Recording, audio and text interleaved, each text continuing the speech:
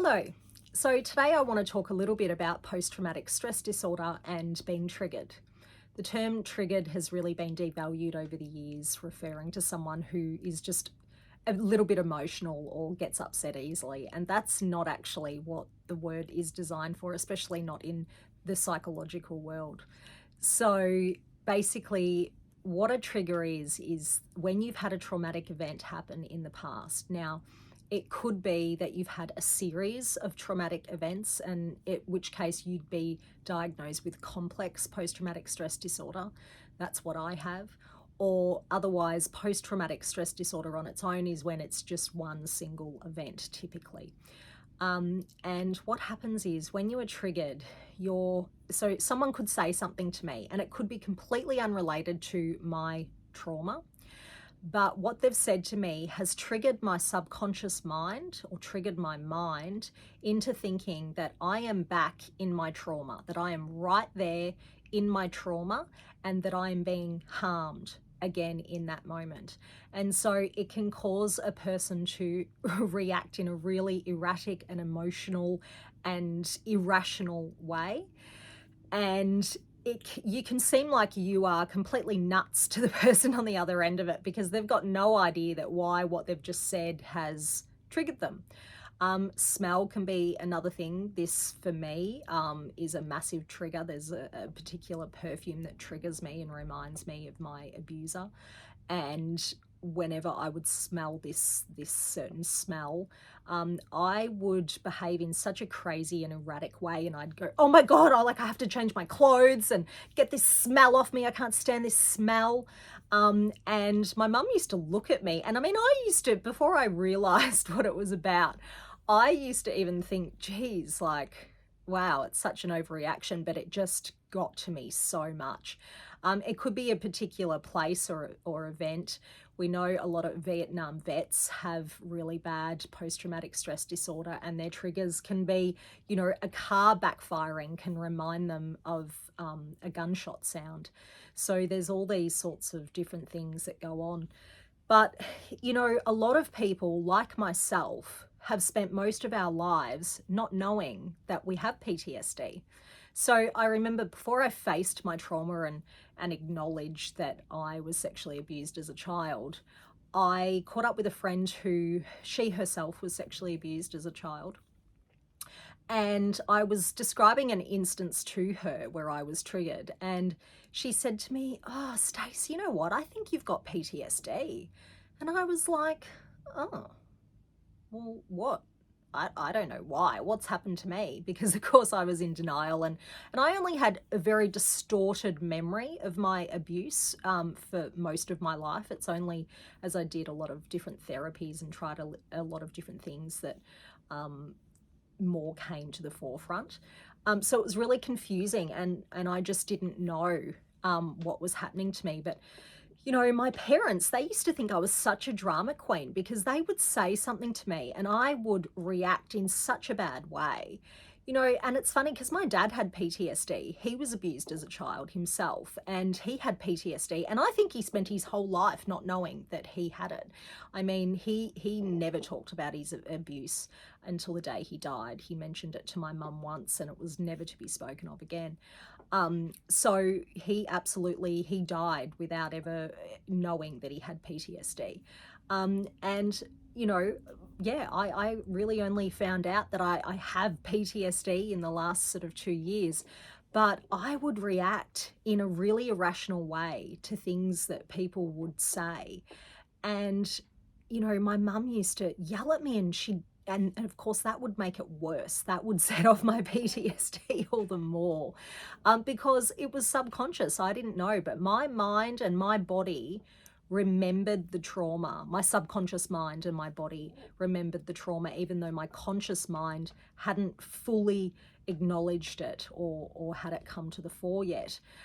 So you will come across people in your life. I myself can name several who I thought, oh my God, she's batshit crazy, that person. But now that I understand things a little bit better, I go, oh my God, actually, no, she has PTSD. And when I said that particular thing, that triggered her. Another major trigger for me is when things are out of my control. So part of being abused is, you know, it was out of your control when that happened to you. So you try to control everything in your life because the subconscious mind thinks that you are minimizing the stress and that you're stopping yourself from ever being hurt. But it causes all sorts of problems when the slightest thing happens that's out of your control. You can go into an absolute tailspin. I can have such a deep emotional over the top reaction when something happens that's out of my control. I am getting better, and through, you know, seeking outside help, I'm learning to deal with the PTSD. But also my mum has had to go into therapy to understand PTSD, and how she used to deal with me with yelling at me and telling me off and telling me to stop being a prima donna, right?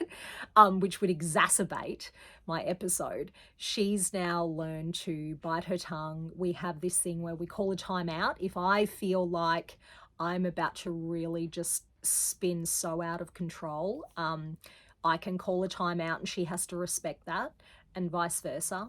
And we go away and she lets me calm down and get a hold of myself, and then we can come back and talk about it.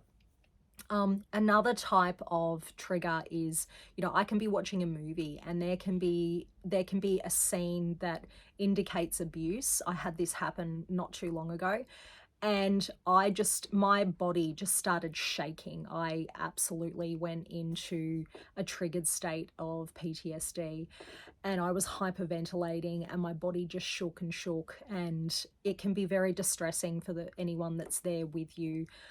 They don't necessarily know what to do. So if you have someone in your life that has these types of episodes, all you can do is reassure them that they are safe, that they're not being harmed, because you must remember, our subconscious mind really believes, and our body truly believes, that we are back in that moment of trauma where we are being harmed, and we have no control over it. It's very, very hard to be able to control. So please, if you have anyone in your life that you think, oh, they're such a drama queen, they're just so over the top, they overreact over everything, try and hold a little bit of compassion. Look to their past, see if there's any trauma that's happened. As I said, they may not even know that they have a deep trauma, because a lot of the time repressed memories can happen. I won't go into that in this video. I'll actually do another video on repressed and disassociated memories so that you can all understand that a bit better. But just be mindful, the person may not know that they have a trauma, or they may not be ready to face it. So they're in a state of denial, which can happen. And I spent many years being in denial. So if you hold that in your heart and go, hang on, there might be something a little bit deeper than what appears to be going on in the surface, and just understand it's not personal. It's not about you. They're not reacting to you. They have trauma in their body and in their subconscious mind that is reacting and feeling threatened.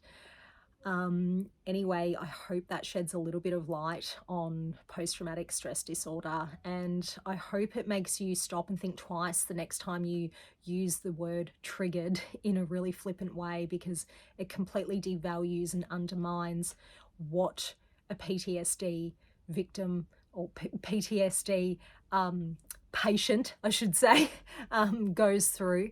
And you know, it's not necessarily that they're just being emotional just because they're sensitive or weak or whatever you might think. Anyway, I will leave it there, and we will talk about this some more, and I'll do a video on disassociated memories. And have a fantastic day, and I'll see you in the next video.